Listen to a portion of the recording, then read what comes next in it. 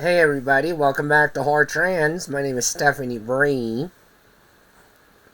I'm a transgender woman who talks about all things horror.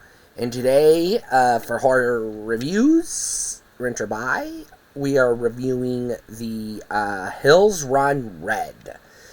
The Hills Run Red is a relatively modern slasher movie from the past decade or so. I'm not familiar with the production side of this film. I don't remember if it was an indie film or a studio film, but I'm going to discuss it nonetheless. So basically, The Hills Run Red is a really interesting concept.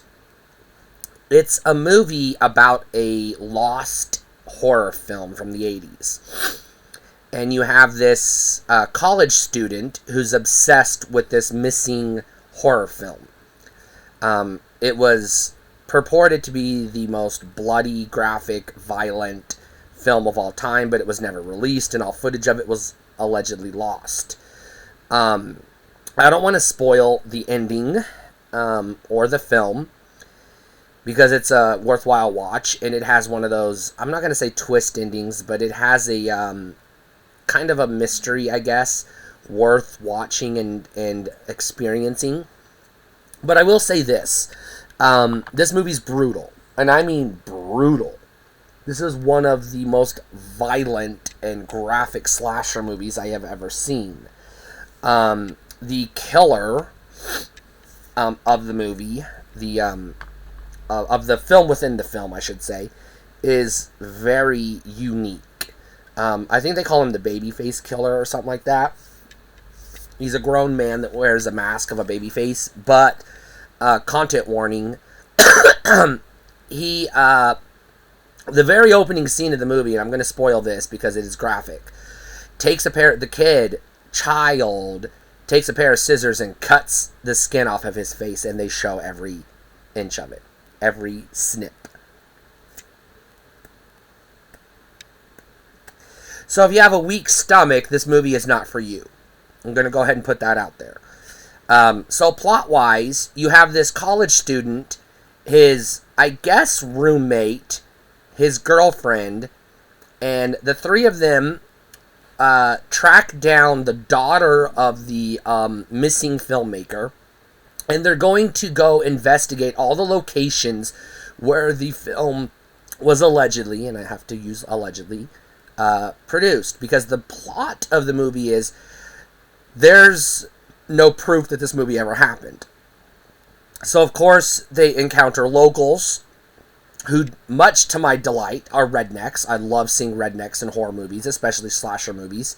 If you give me a good redneck family in your slasher movie, you got my attention. Now it's on you to hold my attention. Getting it ain't enough. But, you got my attention. I'll give you that right there.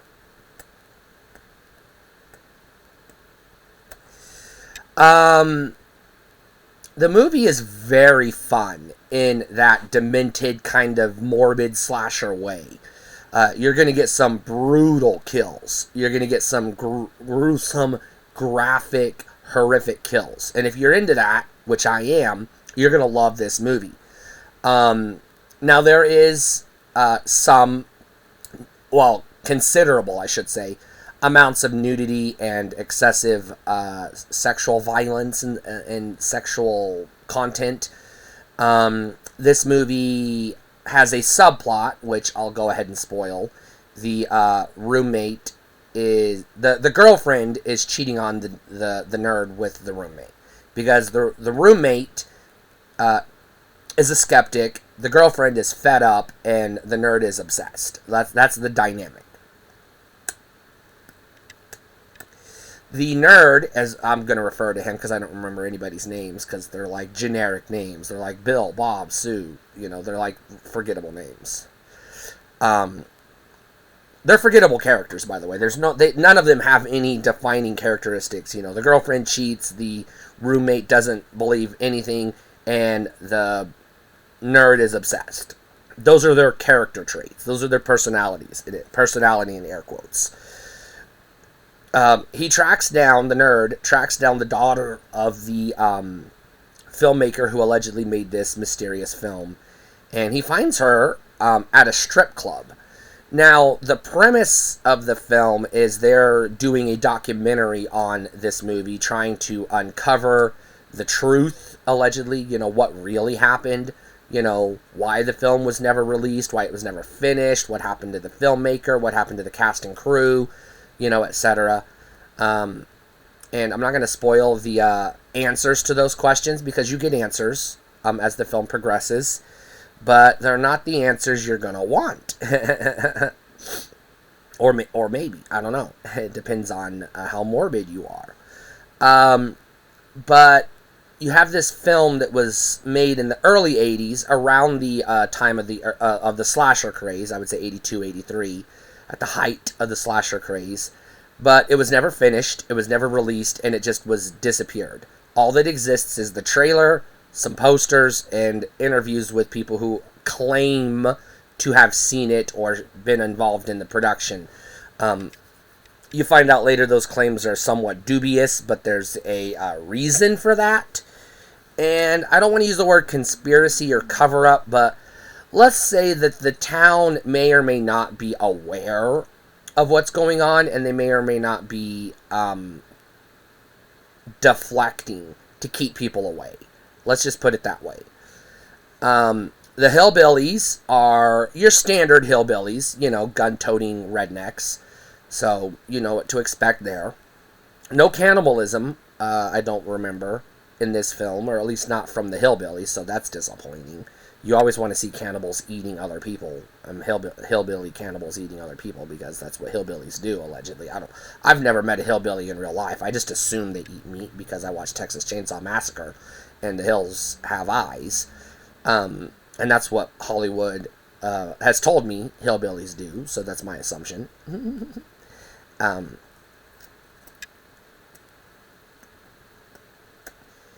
I'm being facetious. I grew up in the woods in Kansas and Texas. I've met rednecks and hillbillies. I know that they're just regular people.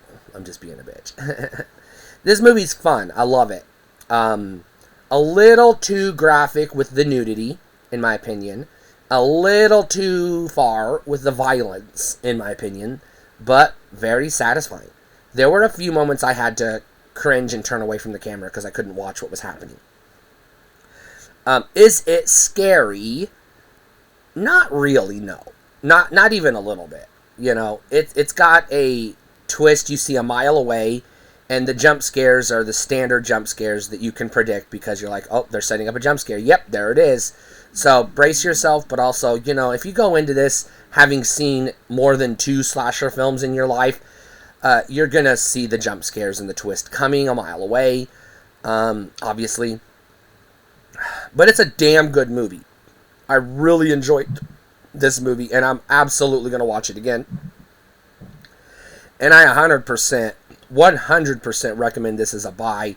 You have got to get this movie in your collection. This is, in my opinion, one of the best slashers that came out post-Scream. This is to me, it's better than over half the Scream sequels. It's better than most of the I Know What You Did Last Summer and Urban Legend films. I mean, this is up there. It's even better than some of the Hatchet films. And I'll say it controversially, this is even better than some of the Art the Clown stuff. This is a damn good movie. You absolutely want to see this movie. You need to see this movie. I fucking highly recommend it. Now, getting to see this movie can be difficult because if I remember correctly, it's an indie film. And I have not had much luck finding it on streaming. So you may have to look for a DVD or a, we'll say, digital file yourself. You can figure out how to do that on your own. But if you can get a copy of this movie, I definitely suggest you do so. But watch it at your own risk because it is fucking brutal. This movie it's not like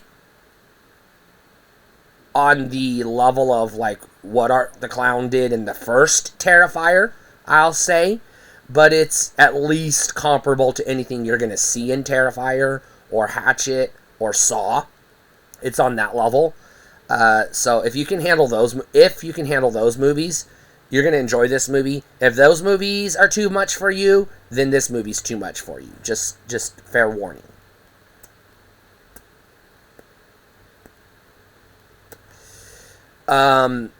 And it has one of those, I'm going to say bitching endings. I don't use that word very often, but it's got a bitching ending, and I loved this movie. This is a damn good movie. I can't say enough good things about this movie. Go watch this fucking movie as soon as you get a chance. As soon as you finish watching this video telling you to watch it, go find it and watch it later today. Stay cool.